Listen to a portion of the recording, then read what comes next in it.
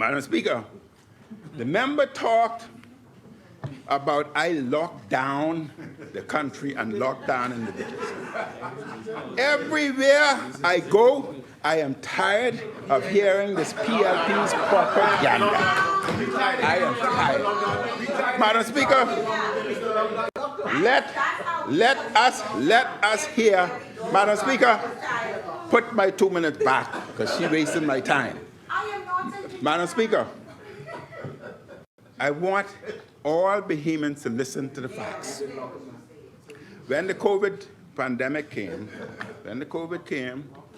we had no forms of treatment, no PPEs, no vaccination, no medication, inadequate hospital facilities, worldwide. Nobody knew how to deal with it. The only example they had to follow was that of 1918 to 1920, the last pandemic, when 50 to 100 million people died. And when communities were completely lost, wiped out, died, families. Madam Speaker, we had no medication. We did and followed the protocols of the world and did our best. At the end of the day, the PLP, listen to me carefully, the PLP took over in September 2021. When they took over, policies were in place. More than 100,000 Bahamians were vaccinated. Masks were in place. Hospital facilities were improved. Negative pressures were introduced in the clinics so as to remove viruses. None of those were in place. Medications were in place. That's what they inherited.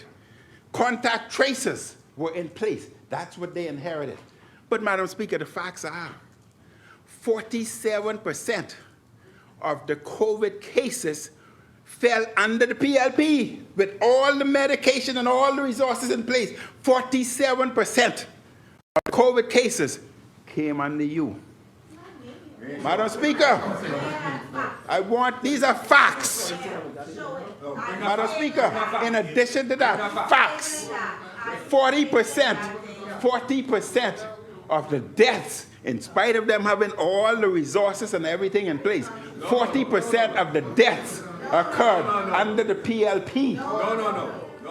Madam Speaker, another fact. You see, you shouldn't go down that road.